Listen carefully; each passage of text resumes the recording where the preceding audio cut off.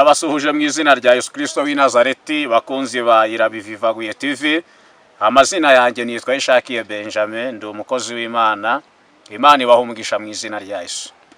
Nifuje ko muri yano masaha twaganira ijambo ry'Imana riri mu gitabo cya Hoseya, ibice 6 no ku murongo waho wa mbere.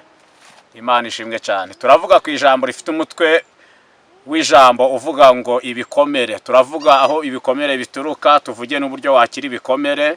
Imana ibaha umugisha mu izina rya Yesu. Reka dusome ijambo ry'Imana mu gitabo cya Hoseya ibice 6 ku murongo wa mbere. Havuze ngo nimuze tugarukire Uwiteka kuko ari we wadukomerekeje kandi niwe uzadukiza. Niwe wadukubise kandi niwe uzatwomora. Imana ishimwe. Ndashimira Imana ko ari umukozi w'umuhanga, ndashimira Imana ko ari Imana ihindura amateka, ndashimira Imana ko ari Imana ituzi ikamenya n'amazina yacu, ihabwa icubahiro mu izina rya Yesu. Umukozi w'Imana Hoseya yanditse ngo bari bagize ngo ibibazo byinshi cyane, ngo barebye mu bantu ngo basanga ngo ibibazo bafite atari bo byaturutseho, barebye hirya no hino mu nshuti no mu bavandimwe basanga igihe bahagazemo atari bo byaturutseho, ngo ateranya ngo iteraniro ry'abantu, arangije arababwira ngo nimuze tugarukire Uwiteka, niwe wadukomerekeje kandi niwe uzatwomora. Imana ihabwa icubahiro. Muri ino minsi ikomeye duhagazemo, muri ino minsi y'ibibazo n'intambara n'agahinda, ijambo ry'Imana riradukangurira kugarukira Imana. Ngwino ugarukire Uwiteka, ngwino wongere ukorera Imana. Imana ishimwe. Niyo yagukomerekeje kandi niyo izakomora, niyo yagukubise kandi niyo izagukiza. Imana ihabwa icubahiro. Igikomere cya mbere umuntu agira mu buzima bwe gituruka ku Mana. Ariyo mpamvu Hoseya yanditse iri jambo, kubera ko bari basanze mu bibazo bafite bitaraturutse kuri bo, byaraturutse ku Mana.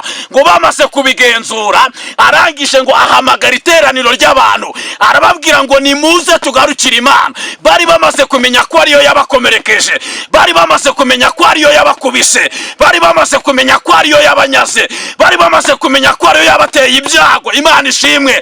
Arangije arahanura, abwira iteraniro ry'abantu, arababwira ngo nimuze tugarukire Imana. Niyo yadukubise, niyo yatubabaje, niyo yadukomerekeje kandi niyo izagira ute, niyo izatwomora. Imana ihabwa icubahiro. Igikomere cya mbere gituruka ku Mana. Umugabo umwe ngo Yesu yari ari kumwe n'abigishwa be mu rugendo, ngo baza guhura n'umugabo ngo wavutse abana n'ikibazo cy'ubumuga bwo kutabona.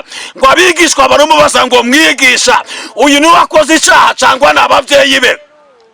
Ngo Yesu ngo arababwira ngo uyu nta cyaha yakoze n'ababyeyi nta cyaha bakoze, ngo ahubwo ni ukugira ngo imirimo y'Imana yerekanirwe muri we. Imana ishimwe. Arababwira ngo nkwiye gukora umurimo w'uwantumye ngo hakiri ku manywa, ngo bugiye kwirana igihe umuntu atakibasha gukora. Amen. Imana ihabwa icubahiro. Igikomere uyu mugabo yagize ntabwo kuvuka abana n'ubumuga bwo kutabona, ntabwo byavuye ku mpamvu za mama we, ntabwo byavuye ku mpamvu za papa we, ntabwo byavuye ku mpamvu z'umuganga, ahubwo iki gikomere cyavuye ku Mana, kugira ngo igihe nikigera imirimo y'Imana izerekanirwe muri we. Ushobora kuba ufite ikibazo kitaraturutse ku muryango, kitaraturutse ku bavandimwe, kitaraturutse ku mugabo, kitaraturutse ku mugore, cyaravuye ku Mana kugira ngo abantu bavuge. Igihe nikigera imbaraga z'Imana zigaragare, Imana ikora igitangaza, bose bateranye. Igikomere cya mbere umuntu agira tahandi kiva, gituruka ku Mana ya Isirayeli, kugira ngo igihe nikigera imirimo y'Imana izerekanirwe muri wowe. Imana ishimwe. Igikomere cya kabiri umuntu agira gituruka kuri Satani. Byabaye kuri Yobu. Imana ihabwa icubahiro. Ngo umunsi umwe ngo Imana iza guhura na Shitani, ngo Imana ngo iza kurata Yobu, iratira Shitani. Imana ibwira Shitani, iramubwira ngo wabonye uburyo mfite umukiranutsi, wabonye uburyo Yobu anyubaha, wabonye uburyo Yobu ari umukozi w'Imana. Imana ishimwe. Ngo Shitani abwira Imana, arayibwira ngo Yobu uramutse umwatse idafite yakwihakana akakuvaho. Imana ihabwa icubahiro. Ngo Imana ngo isubiza Shitani, irayibwira ngo Yobu ndamuguhaye, ariko icyo nkwimye password y'ubugingo bwe. Imana ishimwe. Imana ishobora kugutanga ukageragezwa, ariko hari icyo yimanye. Imana ishobora kwemera kubabara, ishobora kwemera kusonza, ishobora kwemera kugira ikibazo, ariko Imana yimanye password y'ubugingo bwawe. Amen. Yobu aragenda arageragezwa, abana barapfa, umugore aragenda, inshuti ziragenda, amafaranga arashira, umubiri we ushitana arawubabaza, ariko Yobu agumana umuhamagaro w'Imana, akomeza kubana n'Imana. Imana nishimwe. Iki gikomere Yobu yagize ntabwo cyavuye ku bantu, cyavuye kuri shitani. Nta nubwo cyavuye ku Mana, cyavuye kuri shitani. Shitani rero wamunyaze ibye, ni wamutwariye abana, ni wamutwariye umugore, ni wamutwariye inshuti, ni wamutwariye amafaranga. Igikomere cya kabiri umuntu agira gituruka kuri shitani. Igikomere cya gatatu umuntu agira gituruka ku muntu ku giti cye. Imana ishimwe. Ndabaho urugero rutoya. Uramutse ugiye kwiba bakagufata bakaguca akaboko, nubwo wakizwa ukuzura indimi nyinshi, ukaririmba cyane, ugahanura cyane, igihe urebye ka kanungu k'akaboko uzajya uribuka uvuge ngo iyo menya sinje kwiba, iyo menya sinkora ibingibi, kiba ndafite ubumuga bw'akaboko baciye. Igikomere cya gatatu n'umuntu ku giti cye ukizanira. Amen. Iyo umukobwa agiye gusambana agatwara inda, igihe cyose azareba wa mwana azagera avuga ngo uyu mwana namukuye ahangaha.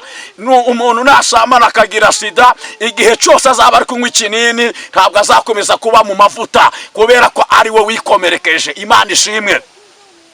Igikomere cya gatatu umuntu agira, nababwiye ngo gituruka ku muntu nyirizina. Igikomere cya kane umuntu agira mu buzima bwe gituruka ku bantu. Amen. Abo mwiganye, abo mukorana, abo muturanye, cyaturuka ku mugore wawe, cyaturuka ku bana bawe, cyaturuka ku mugabo wawe, cyaturuka kuri mama wawe, cyaturuka kuri papa wawe. Amen. Mbibutse ko umuntu wo kukwica ntabwo ari uwakure, wakugirira nabi si uwakure, nuza amakuru yawe. Imana ihabwe icubahiro.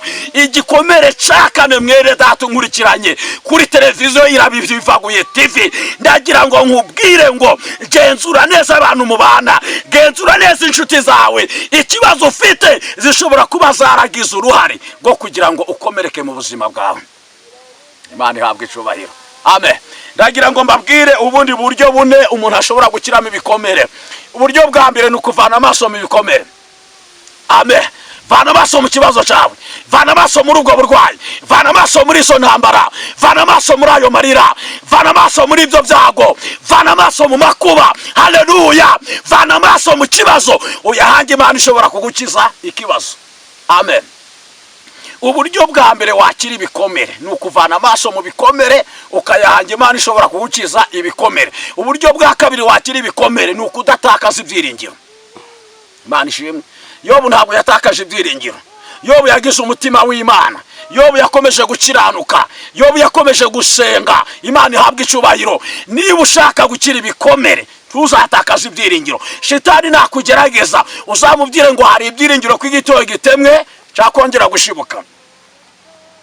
Imana ishimwe. Uburyo bwa gatatu wakira ibikomere ni amasengesho. Amasengesho. Umudamu bita Hana ngo yari afite ikigeragezo cyo kutabyara. Imana ishimwe. Azamuka ishiro ku musozi w'Imana kubera amasengesho, Imana imuha umwana. Uburyo bwa kane wakira ibikomere ni ukubabarira abagukomerekeje. Babarira bagukomerekeje, nubwo yaba yarakwiciye, nubwo yaba yarakwambuye, nubwo yaba yarakunyaze, babarira uwagukomerekeje, bizagufasha gutunga umutima w'Imana. Ndabasabira umugisha mu izina rya Yesu, ndabasabira gukira ibikomere, ndabasabira amavuta, ndabasabira ibitangaza by'Imana. Imana ikugenderere, Imana igushigikire, Imana ikuzuza umwuka wera, ireme igitangaza ku buzima bwawe mu izina rya Yesu. Amen. Imana ibahe umugisha mu izina rya Yesu. Murakoze cyane gukurikirana ijambo ry'Imana. Imbaraga n'amavuta y'Imana bibazeho. Amen. Yesu abishimire mu izina rya Yesu.